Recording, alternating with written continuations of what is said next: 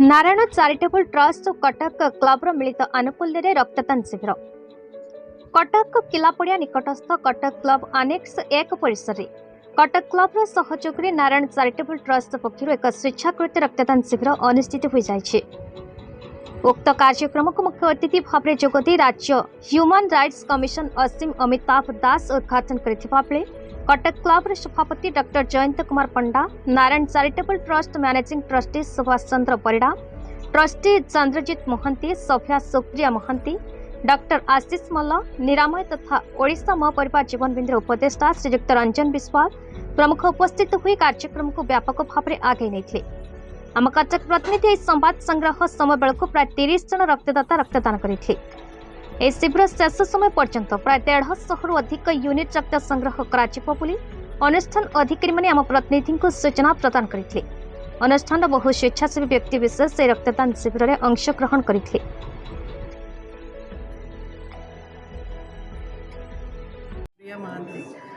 Narayan charitable trust जड़े member blood camp आम start कलु बहुत वर्ष है। प्रति वर्ष प्रति मसरे 2 थर प्राय करूँ मु समस्त को यह कहि कि आम प्रति थर आम 100 यूनिट्स करूँ 100 प्लस मुझे कहि कि आम पाखे एमती गोटे सुपर पावर अच्छी जमती स्पाइडरमैन सुपरमैन जमती लोक मानक बचाती आम भी गोटे मनीष चाहिए 3टा जीवन एका सागर बचाई पार से पावर अच्छी मो सब गोटे कथा कहे निआरे पड़ी हुई माटी मिसवा आगु जदि मनीषर रक्त कहार कम आसूची कहार जीवन बचाऊँगी ताहले या बड़ पुण्य काम महत् काम आ प्रोफेसर जयंत पंडा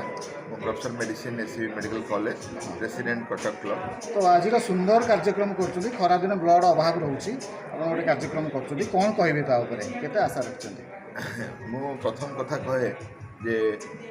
गोटे रोगीर आवश्यकता समय गोटे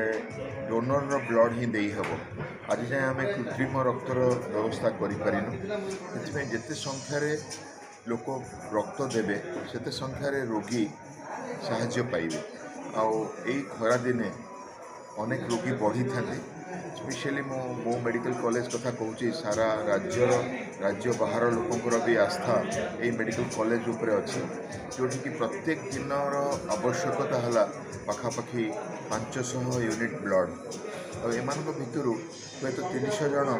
एक्सचेंज नहीं पारती आ 200 कैंप जरिए आम कलेक्ट करथर कटक क्लब 2टी कैंप्रे पाखापाखि 300 यूनिट ब्लड देती आमर नारायण चैरिटेबल ट्रस्ट और कटक क्लब कोलाबोरेशन रे बाहानागा समय 1000 यूनिट रु बेसी ब्लड दान कराई बाहानागा भिक्टिम मानक रास्ता गोटे रातिर आह्वान रे स्टूडेंट्स डोनर्स और वॉलंटियर्स ब्लड बैंक रे जमा हेले आ सकाल सुधा देखागला 3000 यूनिट ब्लड कलेक्ट हो जाइए unparalleled example of sacrifice and concern और कंपैशन प्राय देखा जाएनी आज से आम गोटे करूँ कैंप और आम एक्सपेक्ट करूँ एटी आम 150-200 यूनिट ब्लड कलेक्ट करूँ और रोगी मानकर कम एससीबी मेडिकल कॉलेज रे ताहा व्यवहार रे आसीबो। जय जगन्नाथ। रक्तदान महादान समस्त करिया कथा जब आप करेंगे तेज जानवे कि कौन मूल्य अच्छी आम जो स्थान अच्छु नेताजी सुभाष चंद्र बोसर जन्म स्थान भी अहमियत थी रक्त रक्त कौन कौन काम दे समस्त पूरा जगत स्वाधीनता यस तो आप रक्त ने कौन आम तो जीवन जदि आम नेबू कहीं रक्त आम 10 जन को आहरी रक्त देव यही अनुसार चेन आम चालू रहा जहाँ दरकार निश्चित आम देव जीवन देव जोटा मास डिस्टेंस जड़े 3 मास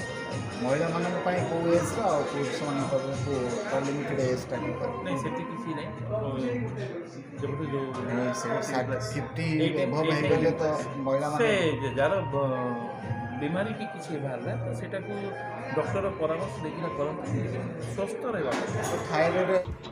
कटक दामोदर रिपोर्ट भारत न्यूज।